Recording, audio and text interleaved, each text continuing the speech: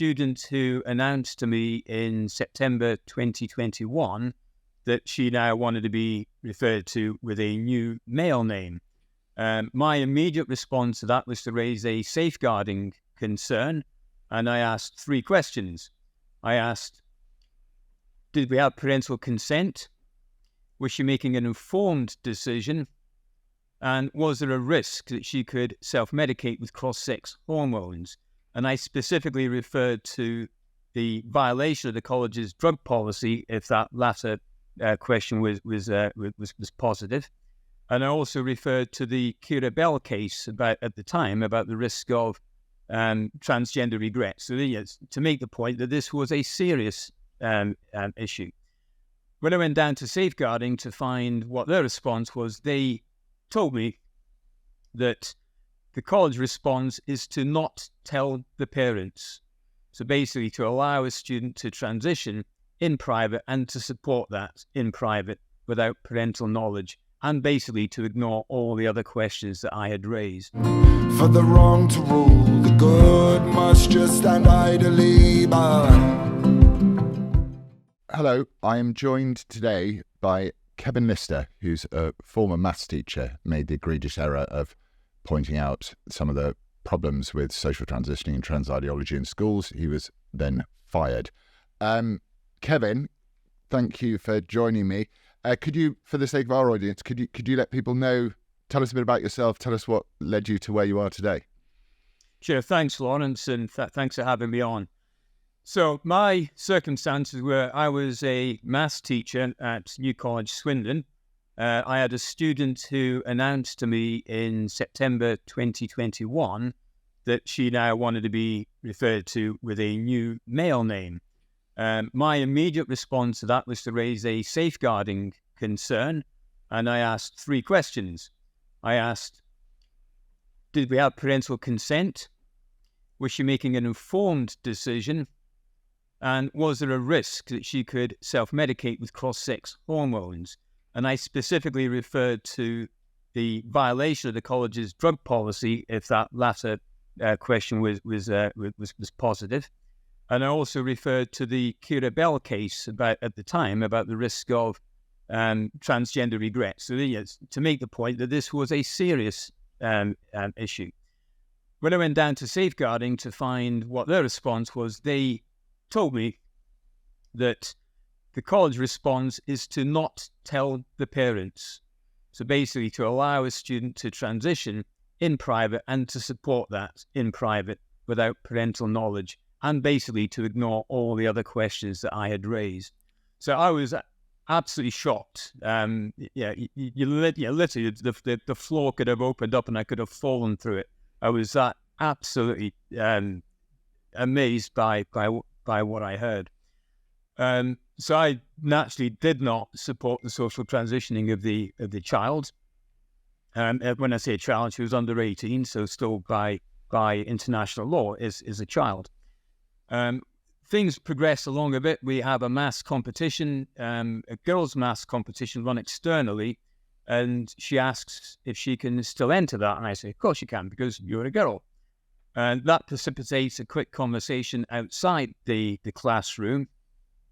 And I encourage her as best as I can to enter the competition. And she subsequently chooses to enter the competition. So things progress on. I realize I'm walking on a tightrope. I've had no instruction by the college to tell me how to refer to the student. And I clearly don't want to dead name the student either, so I try to follow as gender neutral communication with her as possible. So later on in the year, I then have one of her friends who then tells me what I must do, and that I must call her a he, and then she'll put a complaint in against me if I don't. And she subsequently did that, and then all hell breaks loose. Can I ask a question at this point? Sorry. If she's agreed to enter the competition as it's a female competition, this is saying to me that there's a level of confusion here, isn't there? And exactly, and that was my perception at the time. I need to be very careful here when I say Laurence as well, because the case has come into court, and there's an anonymity order that's the other side are trying to place on the case. So everything I've said so far, the stuff which I've already said on other interviews and other media outlets. So I really can't say much more than that, but that's in essence where the problem started. The other thing I've said as well, and I'll say again now, just to fill in on the details, was I raised a second safeguarding concern about a teacher who was encouraging students to transition. So that also went in as my two safeguarding concerns. And basically, because of those two safeguarding concerns, the college said I was transphobic, and that led to my subsequent dismissal. Unbelievable. I mean, just where do you begin to unpack that? All right. So, I mean, it just makes me so annoyed. Right. You would have thought, first of all, I think any parent would be very, very concerned that the child, a child is making these decisions without consulting the parents aren't being consulted, and B, that the school are actively stopping the parental involvement in these what can turn into life-changing decisions. How did you feel about that personally? It's terrible. It's not just life-changing, it's life-shortening, life-restricting, life-damaging. Yeah, this is serious harm that we have being pushed forward. Significant harm. So the idea that a young person, 17, 18, 19, can start taking high doses of cross-sex hormones without any evidence that is of benefit is crazy. There is no way that you can take large amounts of drugs without it having adverse implications. And the adverse implications are severe. Yeah, for a young female taking large doses of testosterone causes obviously huge body changes, that's the point. But it also causes cardiovascular problems, cancers, vaginal atrophy, osteoporosis, menopause. Osteoporosis. The list goes on and on and on. Without any data that this we can't have any data because this whole phenomenon is so new. But without any data whatsoever to point to this is in any way benefits anyone. And Laurence, that's the other important thing. It's fine for you and I to say without any data, this thing doesn't have any legs, but in the FOI release, and we'll talk about it later, from the Tavistock that a week and a half ago, looking at all the communications between the Tavistock and mermaids. Back in 2012, the Tavistock acknowledged in one of the correspondence that there is no data to support this at all. So they know that there's no data, yet they pushed it forwards. Well, as we know, we're witnessing an attack on all things to do with sanity and culture. And one of the biggest tragedies is medicine stopping being medicine and starting to become ideology. Now, I think for most sane, sensible people, they've done it over a lot of the medical emergencies or evolutions in the last few years. There's this sort of argument between cock-up and conspiracy. So we've got, I often think some of the more radical woke stuff is just, it's a conspiracy without any conspirators. But what would you say about this, especially in terms of the mermaids, Stonewall communication, Tavistock mermaids communication? What is there a conspiratorial element to this, or is it a conspiracy without any conspirators? It's conspiratorial. And I'm exactly with you that there's always that balance between cock-up and conspiracy, and my view in life is always to go for the cock-up as being the default position. That's exactly where I had been in terms of thinking this through. I just assumed it had been a cock-up that had cocked up on cock-up and cock-up and cock-up, and the cock-up had just developed more and more legs and momentum, but after the FOI release, say a week and a half ago, the one that the Telegraph pushed for, it's clearly a conspiracy. Can you can you point us towards anything in this documentation that leads towards conspiracy more than, cock up? Yeah, sure. So in July 2015, there was a meeting in Parliament, and it was a meeting held by members of the Lib Dem party. There was Baroness, let me just get the names here, Baroness Barker and Helen Belcher. Helen Belcher is a male, identifying as a female, with representation from the Department for Education, the Government Equalities Office, and the Ministry of Justice, and 5 trans activist members from GEARS, Trans Alliance, and so forth. And they plotted precisely what to do and how to go about this. They targeted specifically the policy by the Department for Education. They identified specifically that there were schools at that time that were seeing children presenting in the opposite sex, and those schools were trying to stop that. And they worked out a strategy how to stop that. The mermaids at that time were saying how many families that they were representing with very young primary school age children. I think they had 10 or 20 families that they were representing where the children were under 10 years of age, and some of them were about to start moving into secondary school. They were trying to identify the schools that were at the forefront of transitioning so they could then mentor other schools. So they were already trying to build that escalating network of one school pushing on and supporting another school. It feels to me absolutely insane, because if this is something which is, whether you like it or not, whether you agree with it or not, a child or a young person who's entering a period of, a fear of going through puberty, whatever it is, a fear of growing up, a body dysmorphia, any of this sort of stuff, that is, by its own definition, a medical issue. So if you were to transfer it over to something like chickenpox, it's like saying you've got a child with chickenpox, you get you actually, weirdly, chickenpox is a bad example because you have chickenpox parties to get everybody to have chickenpox. But it's like saying with someone with COVID, a child with COVID, to go get into school and infect everybody else. I mean, it seems to be madness as an approach.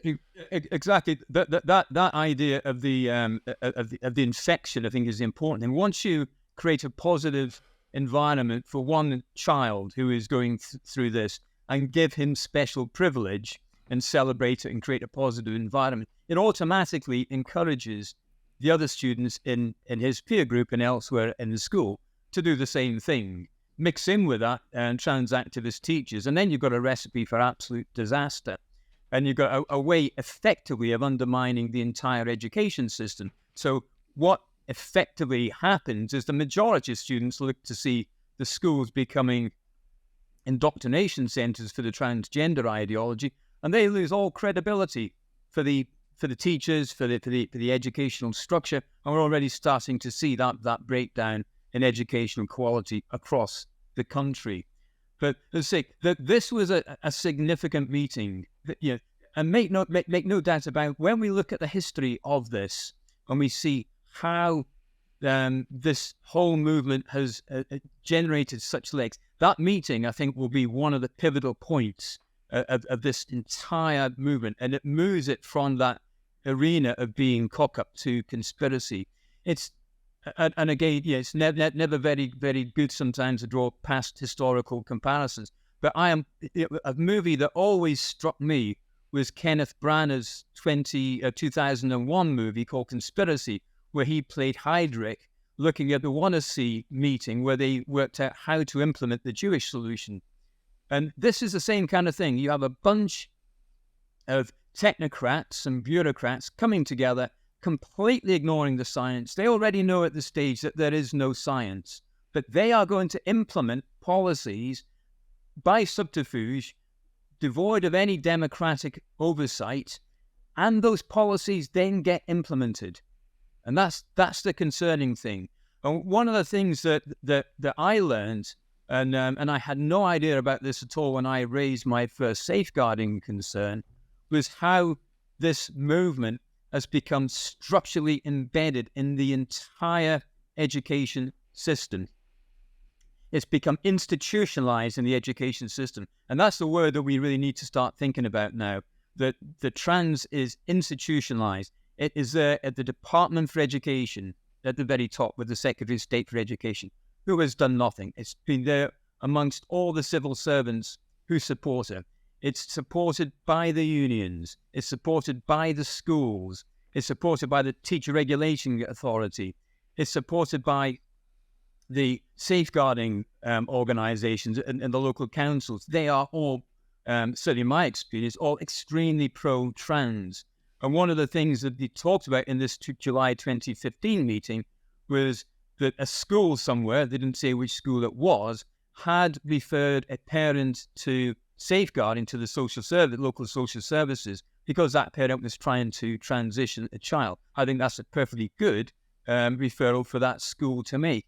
What we've got now is the opposite, that if a parent or a teacher raises a safeguarding concern about a student transitioning, that parent or that teacher will now be referred to social services for a safeguarding violation. We've had a 180-degree flip in terms of safeguarding policy, that to be trans now is a positive thing by safeguarding authority standards.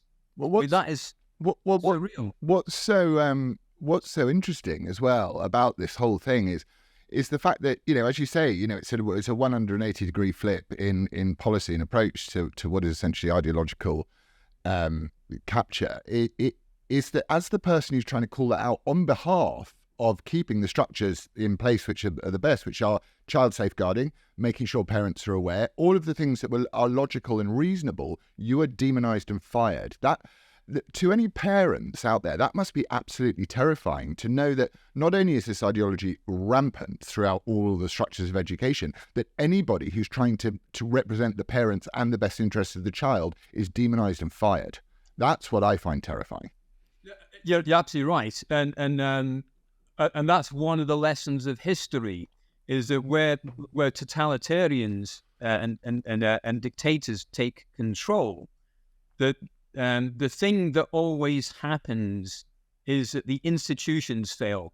So that's why in America, when Donald Trump was president, you may or may not like him. I particularly loathe him, and I think some of the things he did was abhorrent.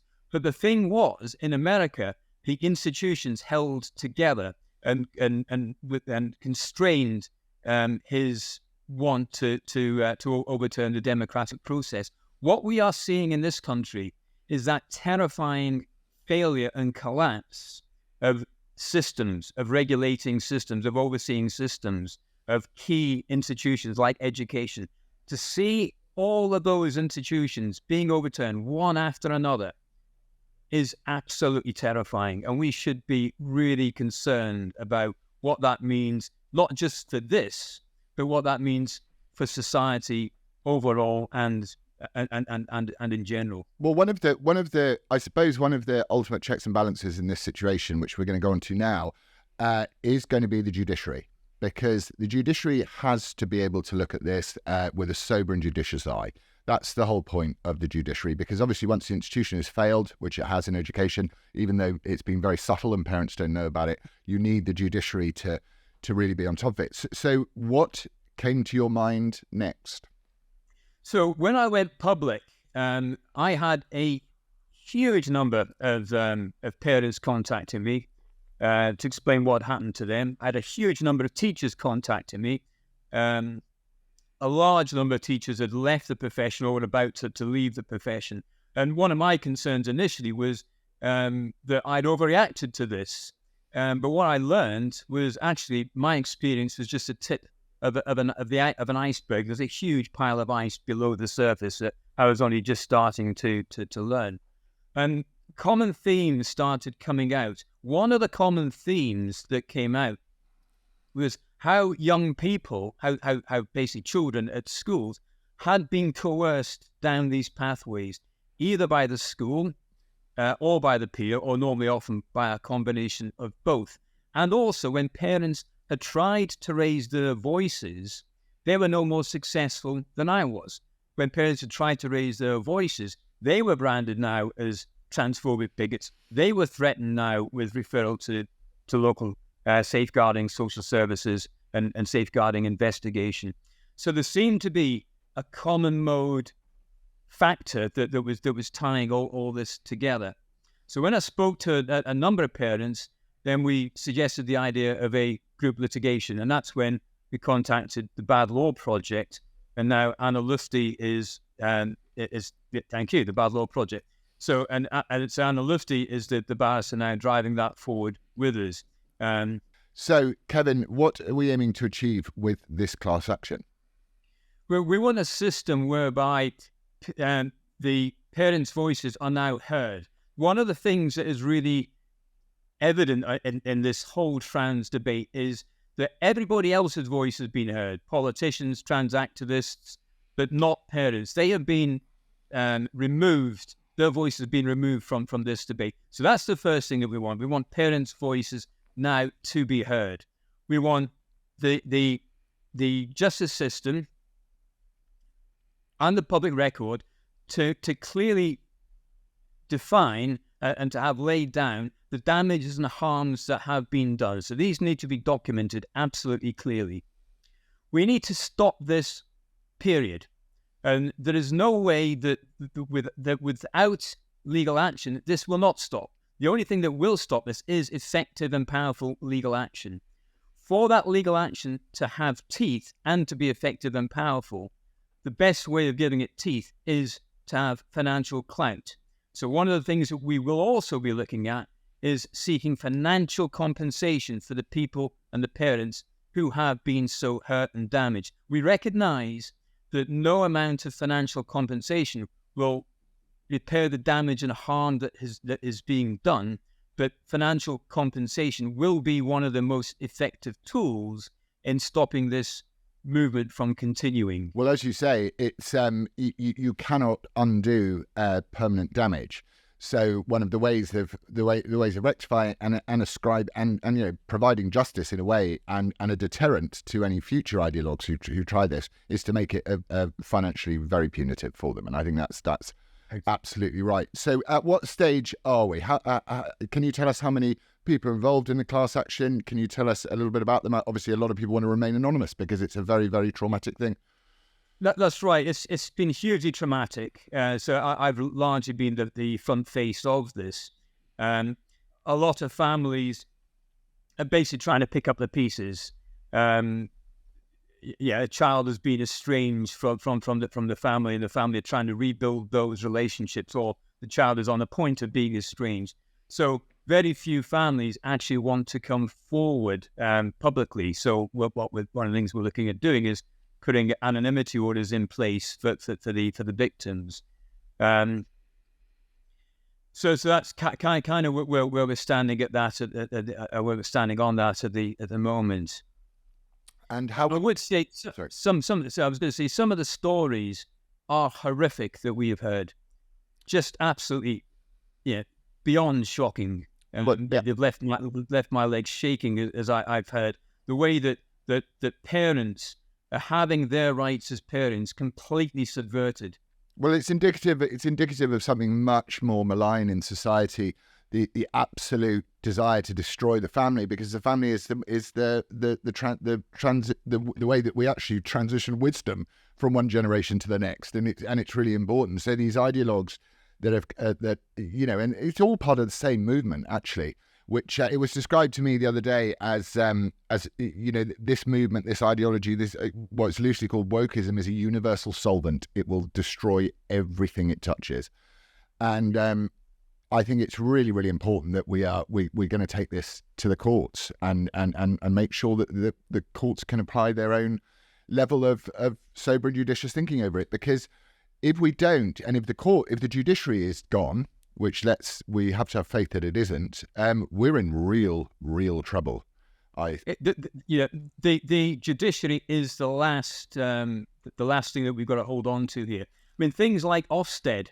OFSTED's come in for a lot of criticism, but OFSTED's kind of at the end of that chain that I talked about before, of this conspiratorial change to the Department for Education. OFSTED did an inspection of New College Swindon. They downrated every single area of New College Swindon. Every single area was the college must improve on teaching, on leadership, on careers guidance, and so forth. The one thing that Ofsted said was good was the LGBT club. Oh, God. But he said it was great to see staff and students working together. It's almost funny. It's so ridiculous. It's almost funny. I'm sorry to do it, but this whole another thing that I was speaking about the other day isn't so much the T, but the T is very, is a cause of great concern, certainly parents for the reasons we've discussed. But it's the Q as well, because the Q has changed its meaning as well. Because Q for queer would have meant in the not too long ago, you would have thought queer would have been indicative of homosexuality, but it's not actually. Queer is a political position. It's an anarchic, society destroying political position. It's not just a sexual orientation. It's very, very, very, very dangerous. So the idea that Ofsted are applauding an LGBTQ plus club, that that's a very homophobic position to adopt, because why should lesbians and gays who basically the position of lesbians and homosexuals and bisexuals as well, if you believe in that sort of thing, is that it's a position based out of love. So those hard fought for rights come out of love. They don't come out of about mutilating your body, for example, or a political ideology. And therefore, the fact that these letters can even be put into the same list, to me, is a gross misuse of language and a grossly homophobic abuse of lesbian and gay people. I couldn't agree more. I think the other thing is, coming back to your question before about conspiracy versus cock-up. Say what we're looking at here with our Ofsted report is the end point of that conspiracy. Kevin, you mentioned the Lib Dems earlier. Can you expand on that a bit? Yeah, sure. So in the meeting in July 2015, there was two Lib Dem representatives there, Baroness Barker and Helen Belcher. And at the same time as the Lib Dems are organising this incredible meeting, bringing together trans activists and civil servants, the Lib Dems are receiving huge amounts of money from the pharmaceutical company. That company is Ferring Pharmaceuticals. The Lib Dems have had nearly £1.5 million in contributions from Ferring Pharmaceuticals from about 2013 to 2019. And certainly overlapping that time when this meeting was held. Dare I ask what Ferring Pharmaceuticals manufacture? They manufacture puberty blockers and testosterone. Oh my lord! Didn't see that one coming, did I? No. So this is not cock-up at all. This is conspiracy. There is no reason that Ferring Pharmaceuticals would want to make that sort of contribution to a political party. They haven't made it to any other political party, and to the best of my knowledge, no other political party has taken that sort of money from a company that manufactures puberty blockers. Not only does Ferring Pharmaceutical manufacture puberty blockers, but they're also very tightly tied to the Russian government. So the chairman of Ferring Pharmaceuticals is a honorary Russian fellow and received from Putin an order of friendship. So this starts stinking. And these may just be coincidental connections, but on something as serious as this, then we really need to start thinking about those connections a little bit more robustly and checking that they are coincidental or not.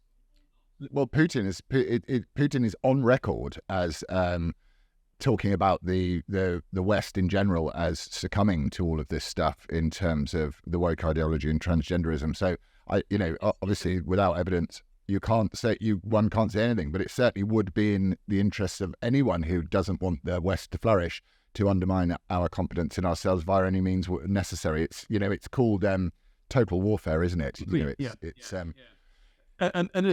There needs to be some serious questions being asked about this and about that connection, especially when there are so many people now who have suffered such severe harm, and the way that the education system has been so undermined by it. And this is why, ultimately, this legal action is so important, because this does not anymore look like a cock-up. This looks like a fairly organized and well-designed conspiracy, well-funded by people with vested interests, and pushing down an ideology that they know has got no scientific credibility and support at all, none whatsoever. So coming back to our action, one of the things that we obviously need is some money into the crowdfunder. And the plea is to please, if you can, do help with this crowdfunder, because what we're after and what we're against is this conspiracy that would appear to be forming in front of our eyes. And the Freedom of Information request from the Tavistock really starts pointing to the strength of that conspiracy and the need for a well-funded fight against that.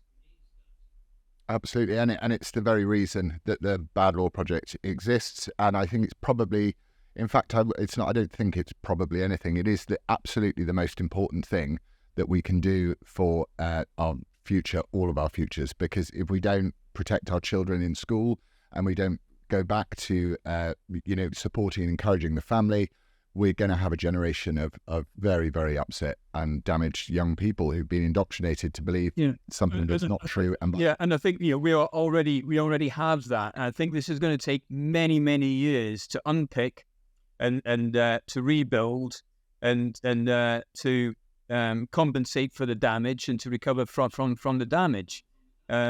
Well, the thing is, it takes someone who's been right up against the front of this to stand up and have the courage to do it.